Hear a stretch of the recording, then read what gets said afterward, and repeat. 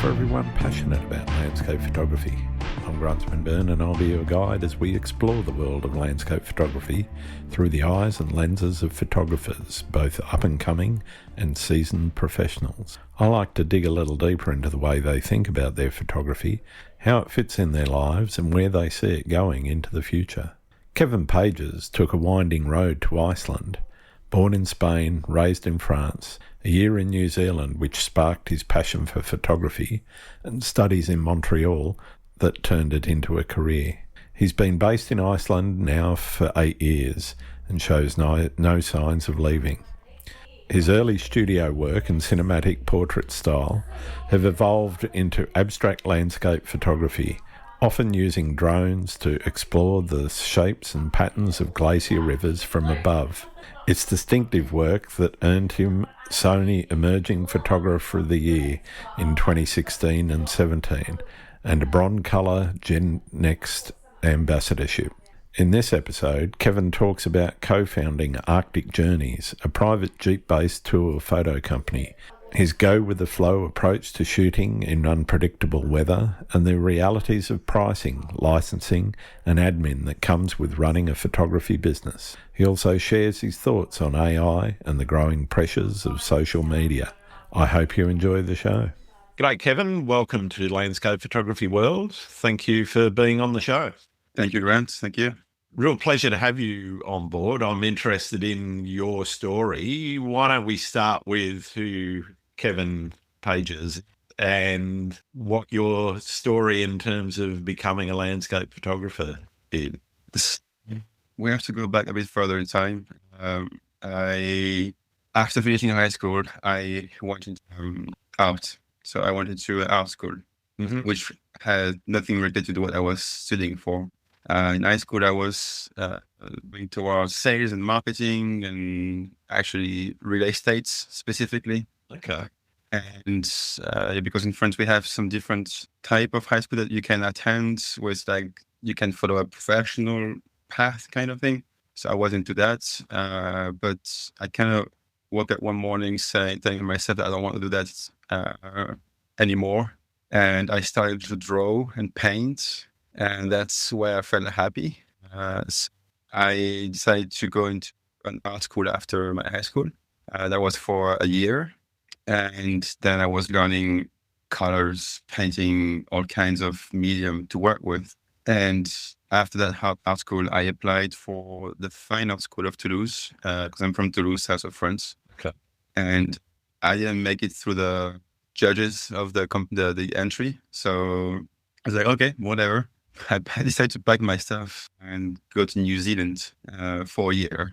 At that time, speaking English, I was just able to basically ask for where the bathroom, eat the basic survival stuff. But I decided to buy, with the money I had at that time, the cheapest point and shoot camera, just to have something with me to capture some moments over there. Sure. On my journey. And also a sort of notebook with blank pages so I can draw and paint on the go while I'm traveling. Well, I didn't fill up that notebook. I mostly filled up some SD cards because I started to take photos, and pretty much how I started to click for it, really. I discovered that way of expression, I must say. Mm-hmm.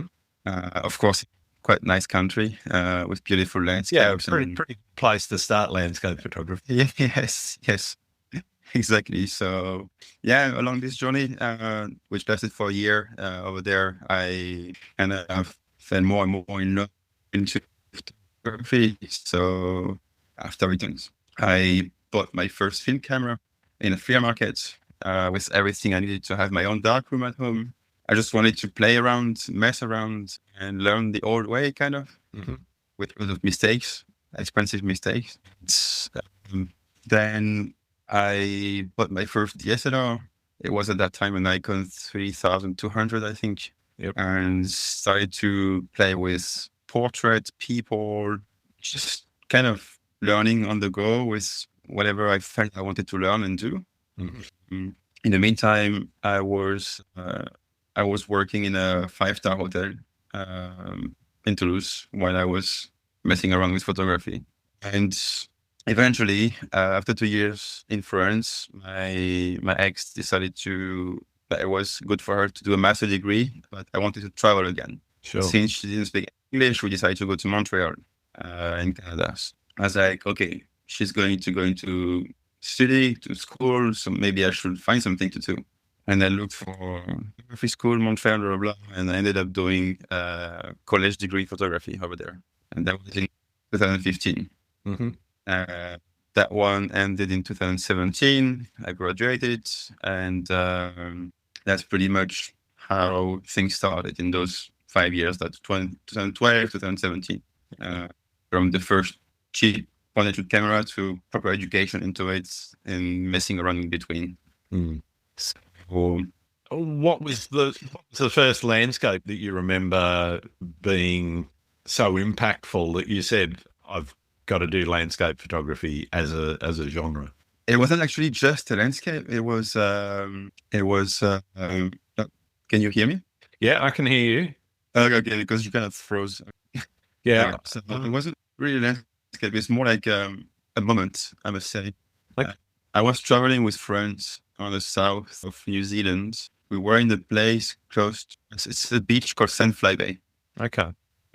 on the south. And we did some wild camping there. We put the tent between the sand dunes, spent the night there. And when I woke up the next morning around 6 a.m., there was this huge seal on the beach, like huge.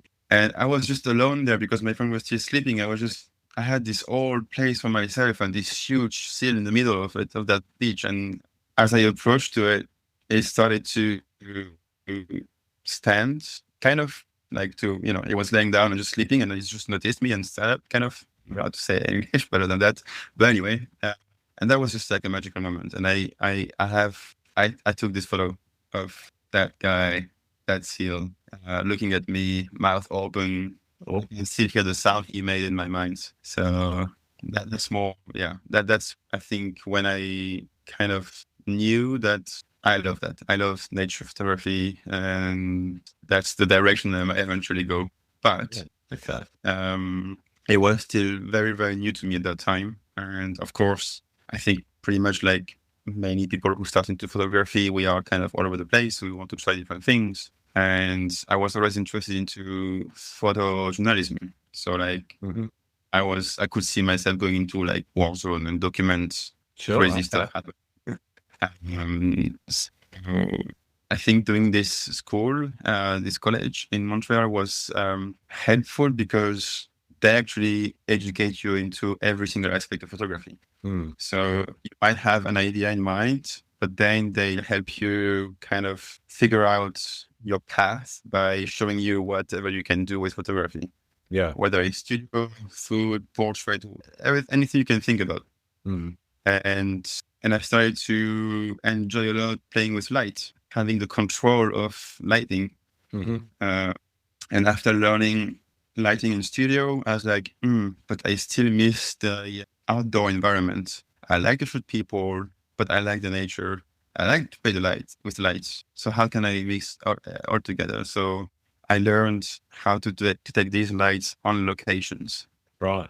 And combine studio lighting into creating some cinematic vibe outside with one person. And it kind of became a specialty at that time. So I was bending towards fashion. Yep. I did some projects. I won 2 competitions with a project I did in Iceland. One was the Sony Photographer of the Year in 2016, 2017.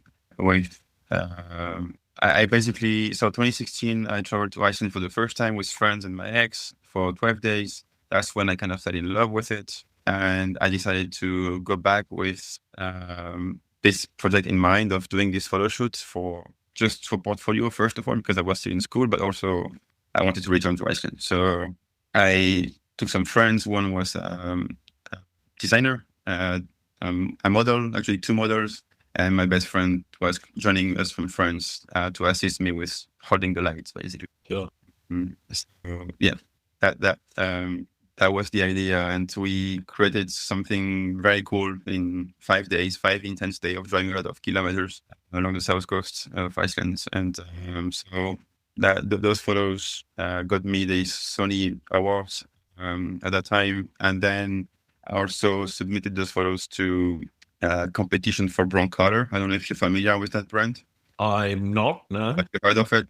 Broncolor is a brand of lighting equipment for studio, Right. Okay. which is made in Switzerland. It's like, to me, it's been always like the Rolls Royce of gears for studio environment. Right. It's like, you have Nikon and then you have Hasselblad. Well, then you have Profoto and you have Broncolor, to me, in my opinion, for when it comes to studio. So at that time, they were doing this competition, which they called GenNext, and they were basically selecting 5 people with different style and to become ambassador for the brand. Right. That was in 2018, and I submitted those photos that I took in Iceland, was selected, became ambassador for 2 years, which was amazing at that time also because I just moved to Iceland in 2018, just starting fresh with knowing no one and anything, so, and low budget. So I got a lot of equipment from them. That's that's pretty much how everything started. I'm keen to unpick a little bit of the decision to move to Iceland. There's a whole lot. Yeah, because I try to like put everything together, but it's like the decision of moving to Iceland happened on the first trip to Iceland in 2016. After that trip, basically, after falling in love with it, it was just like a gut feeling that it was a place I wanted to be. And at that time, my ex agreed to that. So we saved up some money between 2016 and 2018 and decided to leave Canada and move to Iceland. Yeah. And you're still there? I am still there, yes. There. It's actually on today's 20th of April, so on the 16th, my 8th anniversary of being in Iceland. Wow. It's a long journey. Yeah, definitely.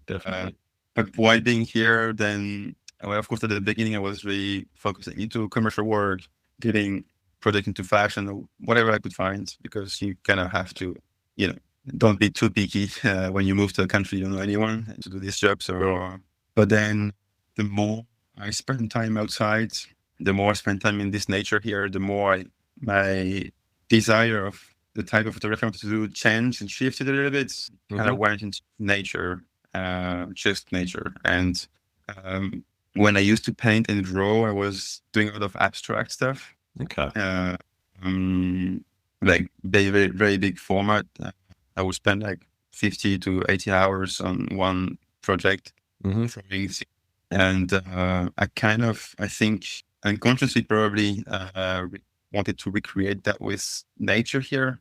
And of course, the drone came very handy because thanks to that tool, I got access to different perspectives and play with shapes and patterns the way I would back then draw them. Yep. So I think that's how I ended up focusing mostly on abstract landscape photography. Yeah. Okay.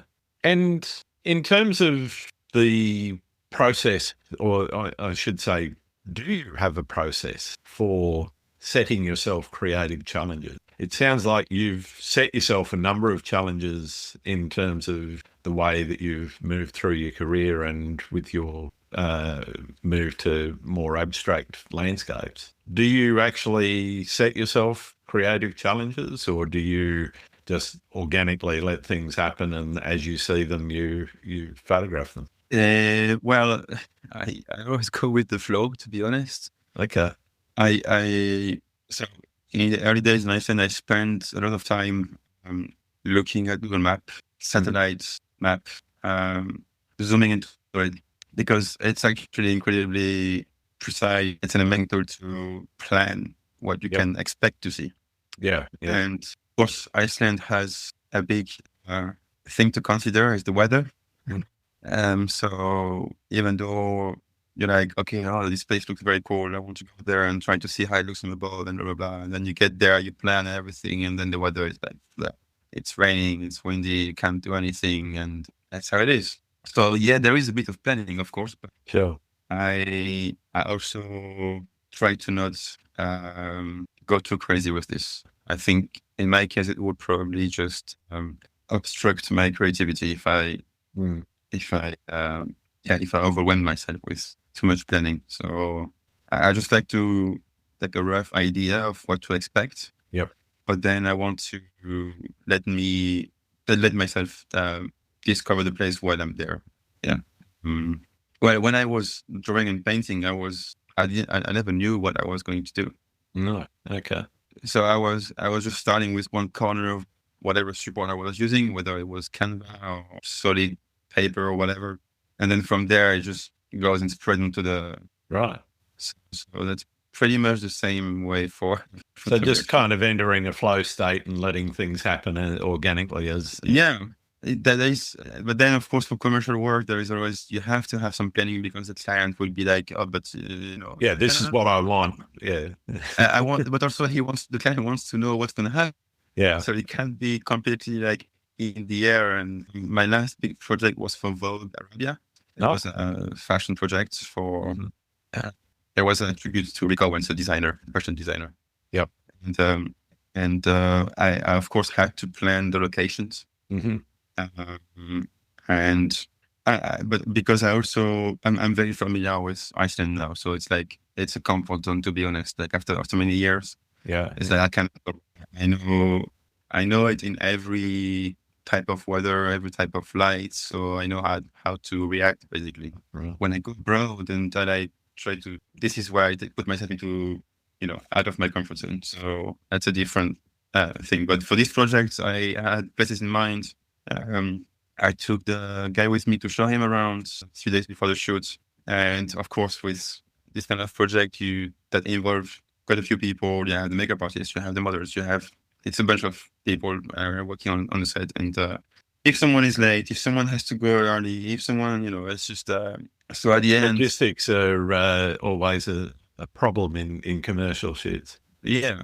That's why I think I kind of like, I just want to do nature.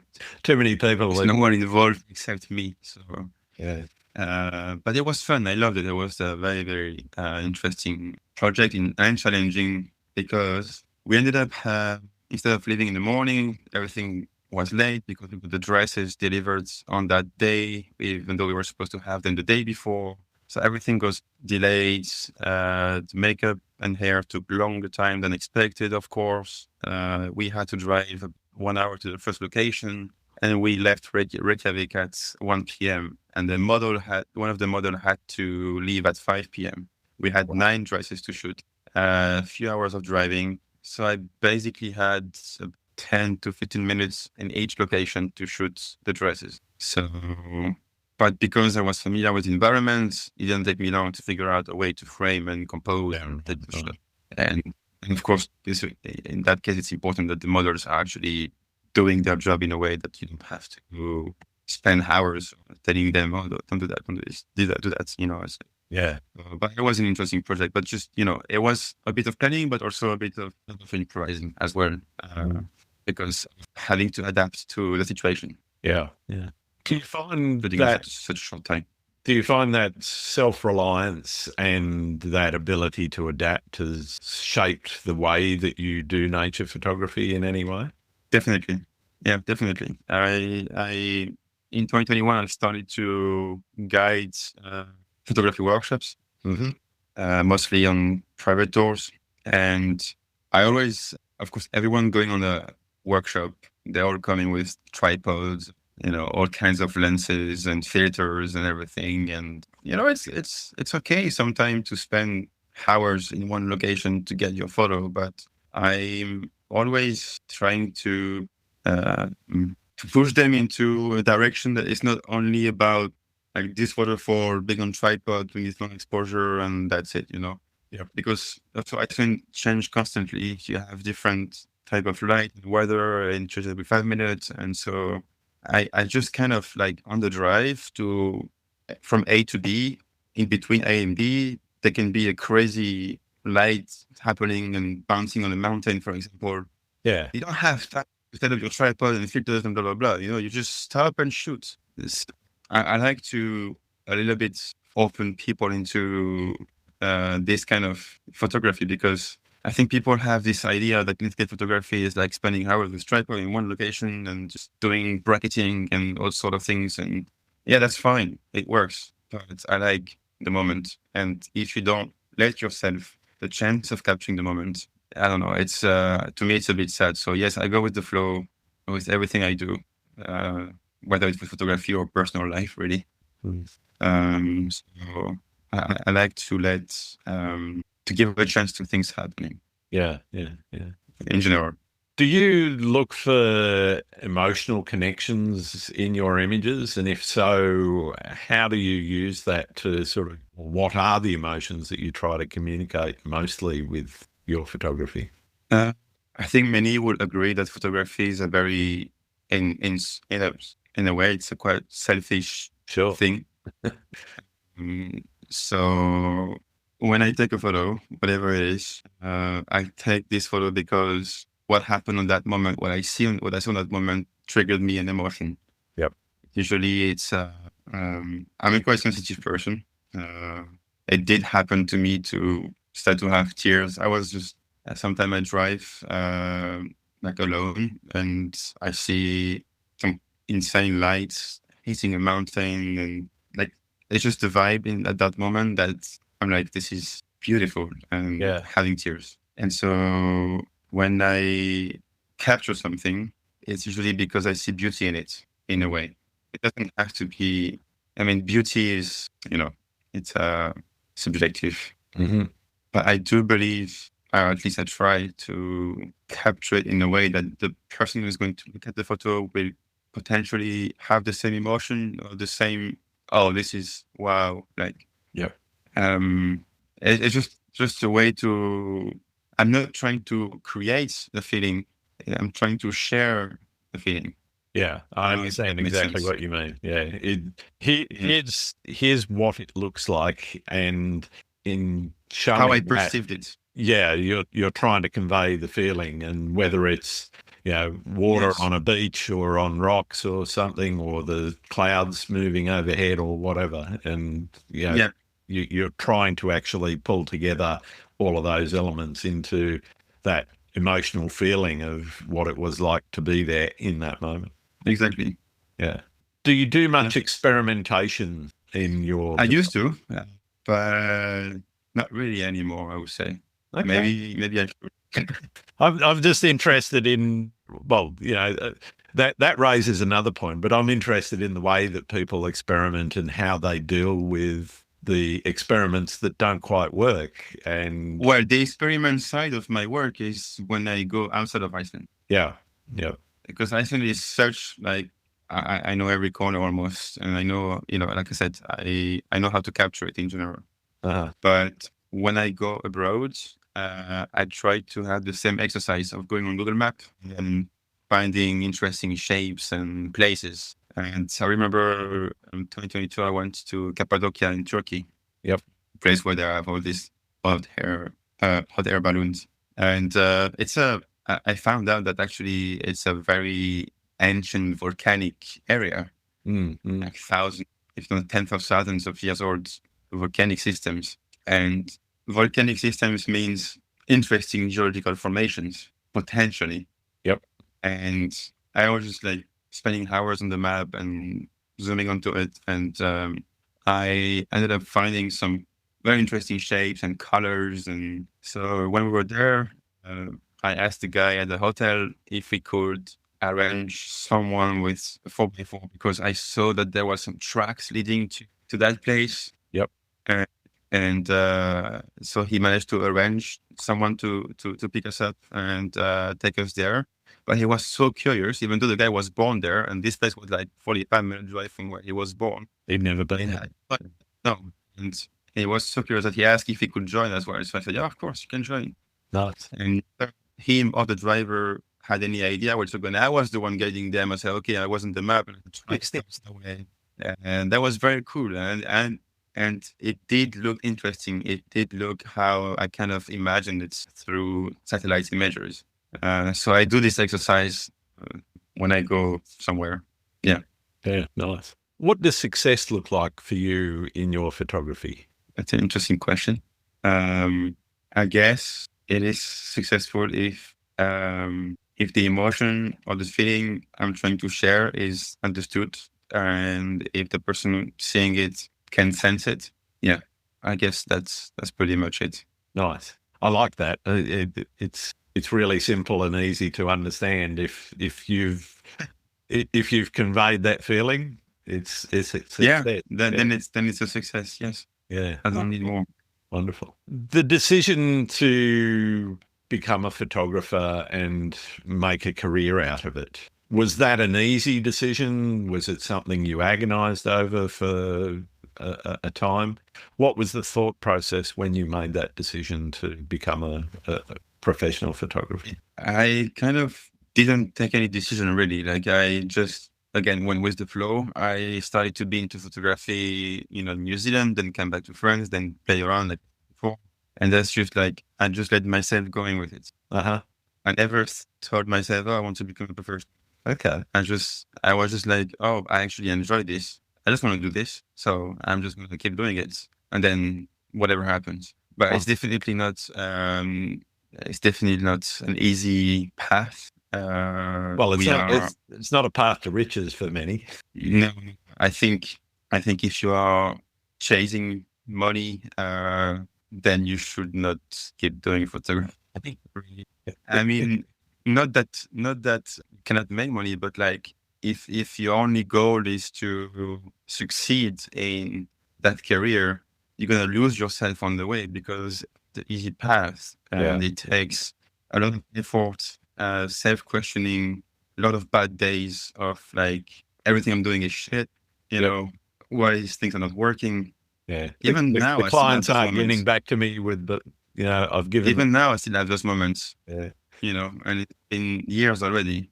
Mm-hmm. It's always a roller coaster of emotions all the time. Yeah. So if you're ready for it and you think you're just gonna get into photography because you're gonna make money and this is a wrong path, I believe. And I think you need to be really passionate about it and really love it to be able to, stay strong and keep pushing. Yeah.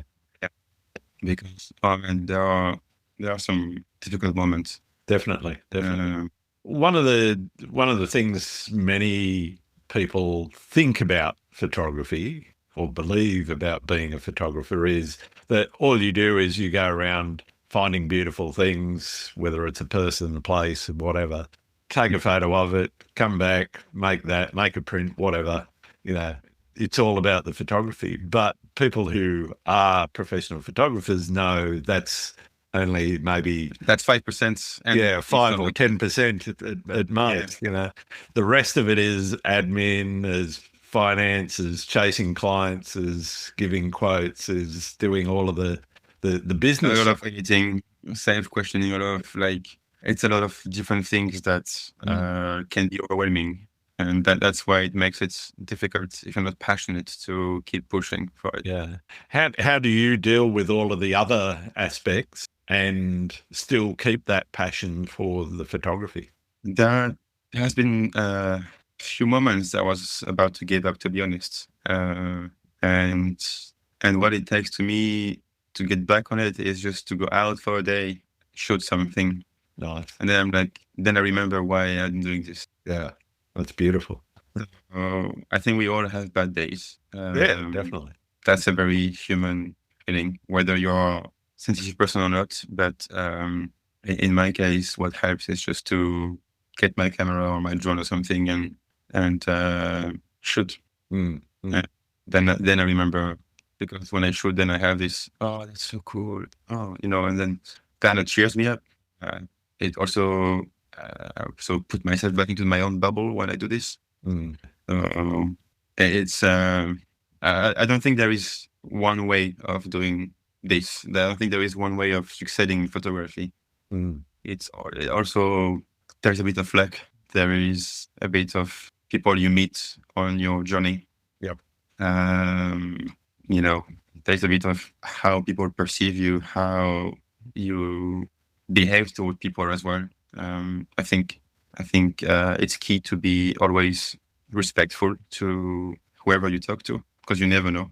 Maybe you're going to meet someone random tomorrow just while doing groceries, but maybe in 5 years, you're going to meet that person again. He's going to give you some job. Yeah. You don't know how life is. And I actually love that part about life. So I realized that every single little decision I made led me to where I am today. Yeah. Also, how I managed to not give up, because I know that there's always something better, or not, but there's always something coming up. Yeah. And that's why I always with the flow. Yeah. I think I that's didn't grow up in a very, in a very comfortable financial environment. So I always learned just to whatever happens. Yeah, yeah. One of the things I'm keen to explore with professional photographers in particular is the number one thing you've learnt from running your own business. What is the thing that's really surprised you about being a professional photographer? I would say all the admin stuff. Of course, when you start and you're like, when you're like, okay, I'm gonna try to make a living out of it, and you think you earn and shoot, but then you spend most of the time trying to fix things, do some administration crap, or like trying to find clients. It can be overwhelming, and of course, you kind of have to expect that. And in a way, you kind of, I mean, I'm sure that many of us just kind of deny it. Like, no, it's not going to be like this. I'm just going to be shooting, having fun. And, the admin, that's 5%. Yeah. Deep inside that is going to happen. You know that you're going to have to do it, but you're like, no. And so it's not a surprise. It's just like, it's a weight. Yeah. I understand. It's part of the game. It's just how it is. Je ne sais pas comment vous aider. Alexa is talking. Yeah. Talk to me a bit about running the workshops. Are you still running workshops at all? Or have you So I started to guide as a contractor for a company in 2021. Mm-hmm. I still for the same company. And in 2023, I started another company with a friend of mine, which I met in Iceland back in 2019. We were both doing the same thing, both for the same company. So we thought that we should do something together and be a bit on our own. So we created Arctic Journeys. We sell only private tours. Okay. In the summertime, we focus a lot on Highlands, which is the part of Iceland that is uninhabited and requires proper vehicle to drive around. So 4x4 trips mostly, and into remote places. Summertime, because these roads are only open for a few months. So we do that, and it all also began because we had either him or I were getting requests from people asking for like couple photo shoot, family photo shoot. Okay. And they wanted like a 2-hour session at that waterfall. But that waterfall is actually 2.5 hours drive from Reykjavik. So that's 5 hours back and forth plus 2 hours. That's like a whole day basically. Yeah. And then you pay for the price because it's a day rate. And then but that's too expensive because it's just for 2 hours. No, it's actually 7 hours, Well, yeah, plus the edit. Professional. Yeah, but I don't even mention that, but that's also not the part of running your own business, that you have to educate people. It's a lot of education. Yeah. When it comes to pricing or like explaining things. So we're like, okay, what if we actually do day tours?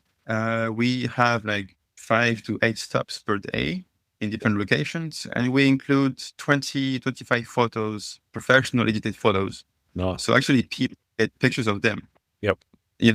We do have options for people to take the tour as a workshop, or people to take the tour as like, I want photos of me in these nice places. Nice. Yeah. That's what we do. Yeah. That's a nice point of difference. Very few photographers both. It's kind of either one or the other. Yes, I'll take you out and I'll take your photo, and it'll be a day rate. Yeah. Or they do workshops. Yeah, because we can do both, so why not? Yeah, why not? And it kind of fulfill 2 different type of people as well. So yeah, we started that in June 2023. We really put effort into it in 2024 because we were both very busy with guiding for other companies. Mm-hmm. So we really kicked off in 2024, 2025. And that's really our third year of third summer running the business. Nice. And it's just, it just became the best way of making a living out of photography, because what I want to do the most is to be outside, to be on outdoor and enjoying nature. If I can either teach people the way I see something, or if I can capture people and put them into the landscape the way I see it and make them happy, then, and just share some stories, share moments, then that's good for me. It's not just about the photography business. It's more about sharing a passion. And that's what I like about it, rather than being stuck into commercial project where you have to almost no creativity, just have to follow instructions and at least have that problem. I kind of found the best compromise, because photography is all about compromises. And that was the best compromise so far to do this. So yeah, that's it's Arctic Journeys is still a baby for us. Like it's we're just getting started. But we believe in it. Yeah, it sounds like a very good concept, and I wish it very well. You brought up one of the interesting topics that every photographer that wants to become a professional needs to think about when they're working with clients. And aside from the education of here's why my price is the price, is that how do you actually set that price? And I'm interested, do you work on an hourly adding up to a day rate? How do you go about it?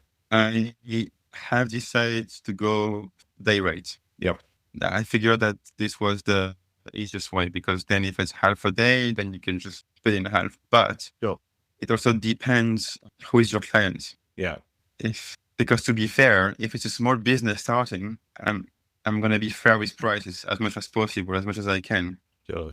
Just because I don't want to kill someone's budget with starting a business, because I know how it feels to start a business on budget. Yeah.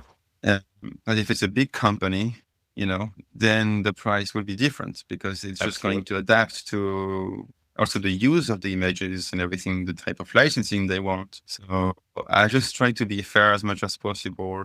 So pricing is always, I can see it's always a very big topic into this industry. How do you price your work? At the end, whatever feels right for you without undervaluating yourself. Yeah, I think that's one of the most important things, is getting a value that is fair and reasonable. Both you need to have your minimum that you never go below. You've got to have a floor below which you will not go.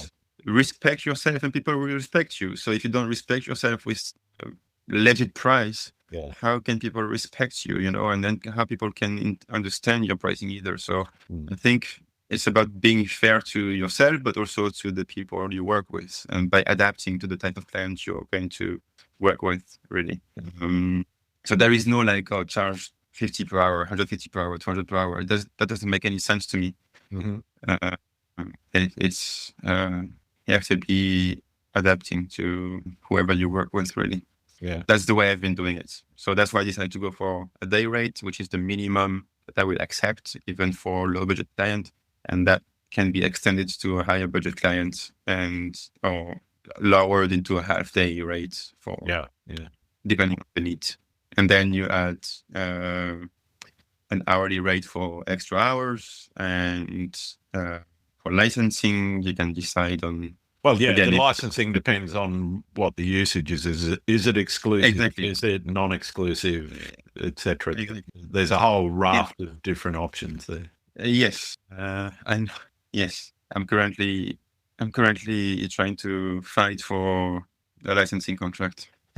Yeah, I cannot legally mention the company. I get that. But so it's also very important to have clear contracts. Yeah, very much so. Yeah, and I'm glad I had for that one. So yeah, I think that's one thing well worth spending some time and money, obviously, with legal professionals to help you draft a solid watertight contract that works for both the client as well as for you, but mainly for you as the supplier. Well, it has to be fair for both sides. Again, Absolutely. Yeah. I think fair is the key of doing your business. But then, of course, sometimes we'll be disappointed by some people, just like I was with these people. Mm-hmm. Speaking of being disappointed, one of the trends that seems to be very common across the industry is largish brands, and they not necessarily the biggest brands in the world, but some of the larger brands and even some smaller ones, trying to get and use your photography for nothing or for some kind of token, a filter company, for example, giving you some filters or whatever. Yeah.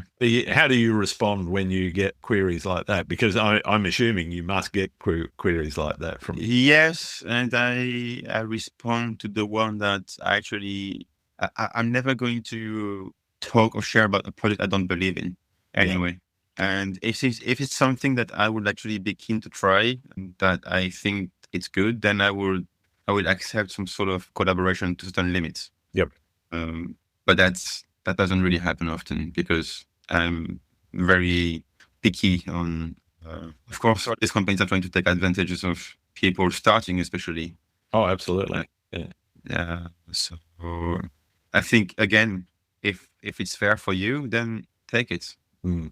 If it's too much, then if you don't feel it's fair for you, then don't do it. There will be people arguing about that you should always be paid or whatever. Yes, of course, you should always be paid. And being paid with project is not always pay your bills, of course. Yep. But, if you have enough jobs and then this company comes in and actually keen on trying their projects and they give you product for a few shots, then why not? If it's fair for you. Mm. I think it also goes back to what you said before about you never know who those people exactly in the marketing teams may move to another company where the deal may come back and it's completely different. But not only that, let's say, not only that, if they like your couple of photos you sent, maybe they're actually going to move forward into a different paid exactly. work. Yeah, with the same. Which actually happened to me. Okay. Yeah. So that's why it's never a good thing to be too close-minded about everything. Mm. Nothing is white and black. Like it's gray. It's just it's I don't know. It's not good to be too close. Yeah. To everything just because of principles. And those principles is because people told you about these principles, because everyone is being mad on social media about everything. And so you get mad because you say, oh, this is actually true. Yeah, very true. But instead of being mad because someone says you have to be mad, then just think on your own and like, is this good for me or not? Mm. So, yeah. Yeah. I think that's a great philosophy. If you're happy, well, take the freebie. Yeah. Exactly. Who cares? That's right. At the end of the day, the person who said that you shouldn't do it, he's not with you. That's it. It's like when you feel shy about doing something, well, you're gonna be with random people. You're never gonna meet them anymore. It's just the same philosophy. Like you shouldn't care too much about people's opinion, really. Yeah, totally. So let's get back to the photography a little bit. Your favorite place? Is there a favorite place that you've got unfinished business with that you just have to keep going back to and back to? Yes, rivers. Okay. Why? Iceland has amazing glacier rivers, and every year in spring, I like to go around the country to see how they change, because they constantly reshape the landscape. They constantly create new shapes, expand, get more narrow. Like they're just always different, and that's a never-ending story. So braided rivers in Iceland, glacier rivers are a topic that I will always get back to. But I also enjoy flying over. I have thousands and thousands of photos of those rivers, an overwhelming amount of photos. But I never. It's also interesting how many photos are sitting in hard drives and how many are actually shared. Yeah. Like how. Well, it's a question I almost always ask, and that is, when you've come back from a shoot, are you straight into editing and you pick the best ones and go with those? Or do you take your time and just leave them on hard drives for months, years, whatever, and come back to them? No, never for long. I usually, if it's a day which got me excited, like I'm like, oh, this is very cool. I cannot wait to go home and sit in the computer.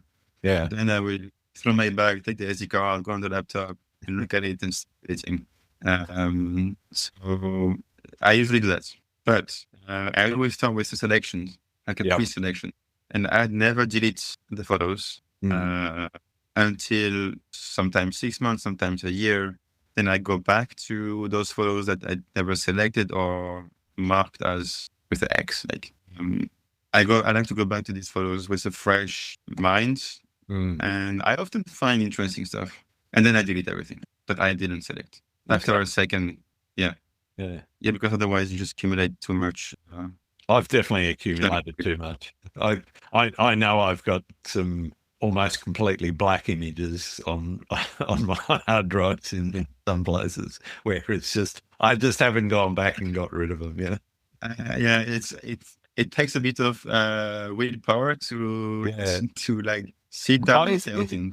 If it's completely out of focus and it just looks like rubbish, when I'm going, bin. I sometimes even do that on the camera, on the back of the camera, going, well, that's rubbish. Get rid of that before we even. But that's gonna consume your battery. Yeah, that's true. But I always pack 3 or 4 batteries. I never go anywhere without at least 3 fully charged batteries. Yeah. But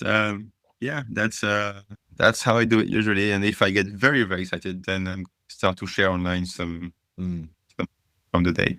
I think social media is brings both bad and good. It brings some unnecessary pressure and questioning. I sometimes have these moments of like giving up on this, stop posting. I have days, weeks of not posting anything just because it's just pointless. And then some other weeks I post like 4 times a week or something, but it's always like, I think, I to be honest, I wish I was my age in the 80s, 90s. Yeah. Really, like before social media. Yeah. It was probably harder to get around with clients and everything, but more authentic also, I think. I understand what. Unfortunately, I wasn't doing any professional photography at that time. It was very, very much a hobby, and I had a completely different career in IT, and which is all good. Made some money, which is more than I can say about the photography career.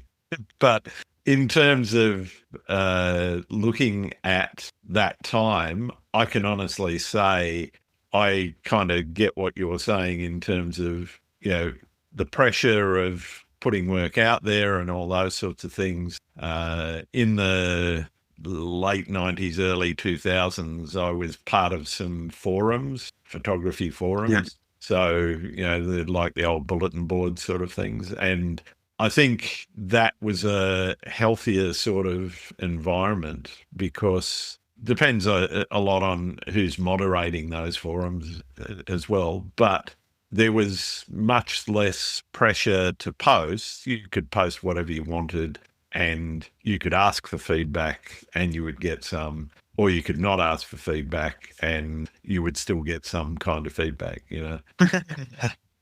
But at least the forums that I was involved in mostly were, and it was one of the reasons I was joining them was to get some external feedback around my work to say, okay, is what I'm doing, am I creating images that other people like? Mm-hmm. Are they technically any good? Am I making technical mistakes that I can correct here? And so using those sorts of things, I was actually able to start doing more with my photography than just trying to stumble through that on my own. This is YouTube and all those sorts of things. And I think that sort of period, 80s, 90s, and early 2000s, before the internet really started to kick in and social media became a thing. I think there was definitely some positive. There are still some negatives, as you said, trying to chase clients and, doing professional photography. There was a lot more legwork, a lot more phone calls, a lot more, in the 80s, a lot more faxing. But also a lot more authenticity in a way. In a way, yes, yeah. And you didn't have to worry about AI. Yeah. Yes. Oh, that's another thing, but yeah. It's just in general, I think social media kind of created some sort of toxic environment for creativity and people. Yeah. It's easy to feel down after scrolling for a day. Yeah. So, yeah. I did think, and it is this push-pull sort of thing, is that you've got to push yourself out there and you've got to look at other people's work and comment on it and like it and whatever, just to get your work sometimes seen. And who knows what the algorithms are doing in other places. So trying to understand it. Yeah. If you're not active, you're not going to get any kind of traction in terms of being seen. But you do have control over that, and it's something that I've done myself. And like you, it might be days, and I think I posted something a couple of days ago, but it was about 3 or 4 weeks before after I posted my last one, simply because I wasn't going on there. Yeah, I'd go on and have a quick look. I might do 15 minutes in a day and go bang, bang. Yeah, I like that. Might comment on somebody else's work that I liked. But beyond that, all I was doing with social media is promoting this podcast and not much else. And to be honest, I feel a lot more healthier about that aspect of my life now, in not engaging as much as I was and doing more podcasts. It's more healthy. Yeah. So it is something that you can control. You just have to take control and choose to do whatever it is that you choose to do. And because also the algorithm is built in a way that, so I had a phone, like a call with Meta, someone from Meta. Okay. Talk about things, about Instagram and what to do. And conclusion is make reels. Yeah. Create reels. Dude, I'm a photographer. Yeah. I want to share photos. Like, what the hell are you talking about? What do you want me to post reel of? And of course, if it's funny, it's going to kick in. If it's no, so I'm trying this, but it's not me, This is the thing. If it's not your natural way of expressing yourself, you're not going to want to engage with it. Yes. But they push us to make reels, to post videos, to feed their database with stupid shit and, so they can sell advertising. That's all they're interested in. Yeah. It's a very bad environment, really. Yeah. I've got to say, I've had some positive experiences elsewhere. So the photo app Vero, it's been a bit up and down, but Vero, I've still had some quite positive experiences, and also on Blue Sky, I've had some positive experiences there in terms of getting people to interact with my work. And again, it doesn't change the fact that you've still got to be active and you've still got to. Yes. But the one thing that's different with all three of those is that the algorithm is less about pushing a particular style and more about you being able to see people that you follow. So photo, literally, if you don't follow someone, you're not going to see their work. So you've got to actively go out and find people in your feed. You will just see who's create your feeds. Yeah. So you get to curate everything that you see, and I quite like that. But it does mean you've got to spend time in doing that on each of those. Of course, I understand. The problem, of course, is that the audiences in all of those three is much smaller than it is for Meta. And so, it's that double-edged sword of, okay, do I enjoy the experience more, or do I want more people to see stuff, Well, then is what is it? I don't remember it. Anyway, dopamine. Yep. Depends, if you need that dopamine kick, then you don't choose Instagram.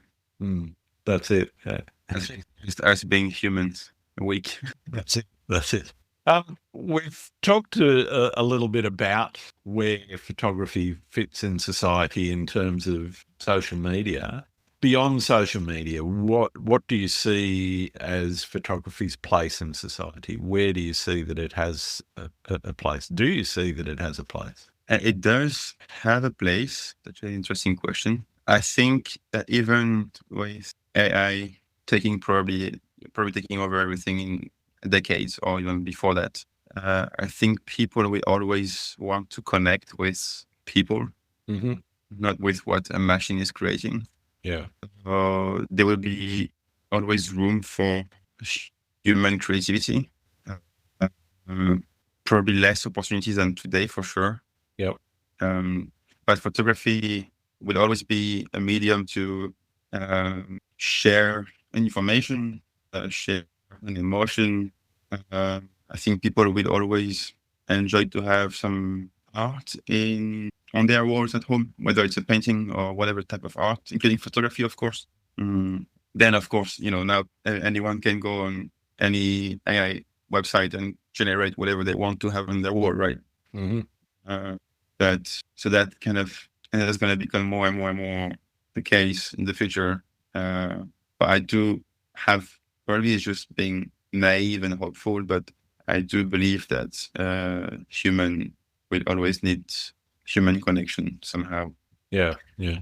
And me creating something that someone connects to will always have more value than an AI generated crap.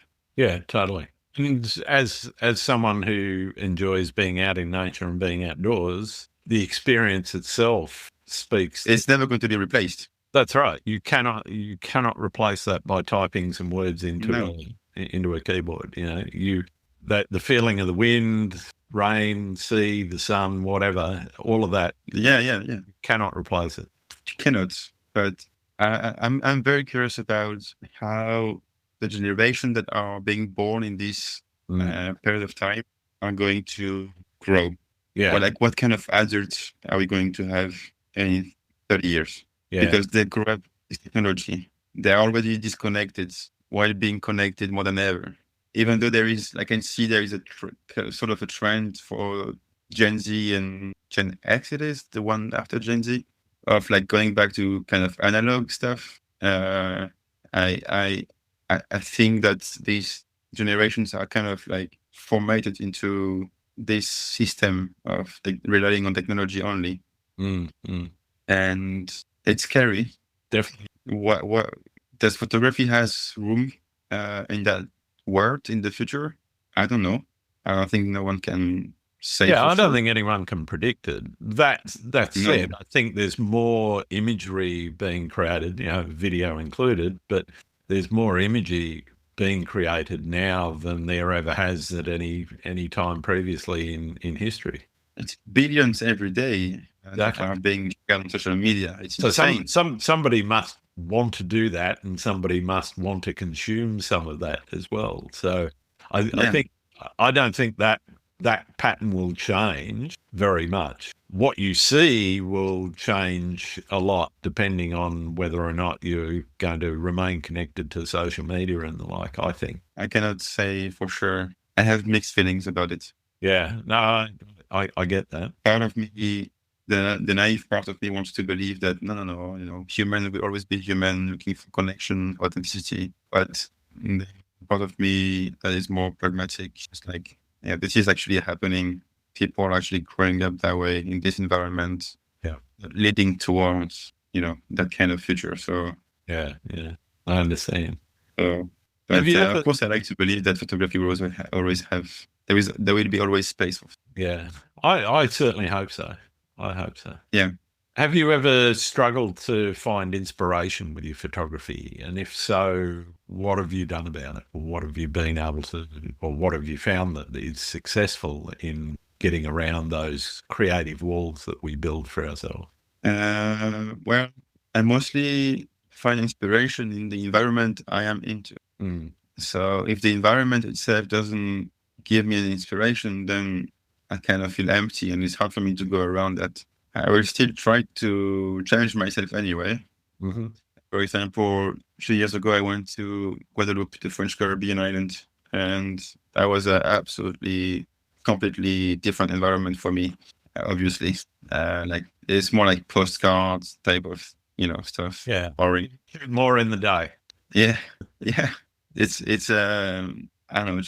It was very hard for me to be inspired by this landscape. It was nice to be on the beach and chill over there, but when it comes to photography, I still managed to create some interesting things. I believe, but definitely not is my biggest favorite. These are not my favorite photos I ever took, of course. Yeah, sure. It was just fun to challenge myself, trying to find something to do over there. But so really, the environment is what shapes me into creativity, I would say. It's really outside, but if I have to be inside shooting something as well, like the environment is also created by the people that are with you. Yep. If you are home and you are with people that are being stressed, your environment is going to be impacted. Yeah. But if you're people who are getting excited, who are really trying their best, and then your creativity can kick in easier. Environment is not just about the actual environment; it's about the everything that is into it. So it's really about the vibe, energy, really.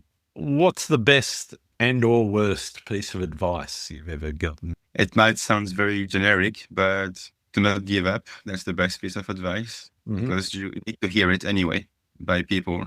It's a very simple advice. There's nothing extraordinary about this, but I think it's still important. Yeah, definitely. When people believe in you and tell you to not give up when you feel down. And worst piece of advice, I don't think I've had any bad advices. You're very lucky. I also maybe I had, but I don't remember it because you ignored it. Yeah. Yeah. If something doesn't feel right, then I just ignore it and I forget about it. Nice. That's good advice too. I guess so. Yeah, because it just doesn't bring anything good. Yeah. To be stuck into negativity, right? So no, totally. So you can have your down negative moment on your own, but if someone triggers that negativity, you shouldn't really hold it for too long. Yeah, definitely. I find the best tactic is to disengage as quickly as possible and move on. Yeah. Forget it. Forget that negativity and get around it. And that works. That applies to everything in life, not just photography, to everything in life. Absolutely. Yeah. To never let anyone put you down, really. So that's why I don't remember bad advices. Excellent. All right. Well, we need to wrap up the conversation. I only got a couple more questions. Are there any photographers that you think I need to be talking to on the podcast? I think you should talk to my friend Danny Guindo. He has I'm sure a lot to tell about his work, and we both shoot the same type of environment, but he has a very different approach to it when it comes to editing, which I really like as well. So you should definitely try to reach out to him. I will give you his contact. Thank you for that. My last question is one that I've asked everyone on the podcast so far. Do you like pineapple on pizza? I do. Excellent. Actually do. Yeah.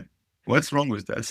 I don't know. I don't understand people that are so against it. But as everyone that listens already knows, I don't order it. But if it's there, eat it. Somebody's ordered a pizza and there's pineapple on it, go for it. I agree. All right. Thank you so much, Kévin. Thank you too. It has been wonderful talking to you and learning a lot more about you. Where can people find your work? Well, Instagram. It's Kévin Pagès _ and of course my website www.northpolstudio.com. And if anyone's interested to join any tours, then it's arcticjourneys.is. Awesome. To check what we. Yeah. All right. Well, I'll make sure I include links to all of that in the show notes as well. So thanks again, Kévin. Absolutely. Thank you, Grant, for the opportunity to talk, and have a wonderful evening. Cheers. You have a good day. Thanks. Yes. Thank you. Thanks again for listening to Landscape Photography World. I hope you enjoyed the show, and keep listening because I'll be joined by some great guests in upcoming episodes. You can find my work and this podcast at grantswinburnephotography.com. I'm also on all of the above mentioned social media, including Instagram and Facebook. Don't forget to like, comment and subscribe because it really helps to get the podcast seen and heard. And I'll see you soon. I'm Grant Swinburne. Thanks very much.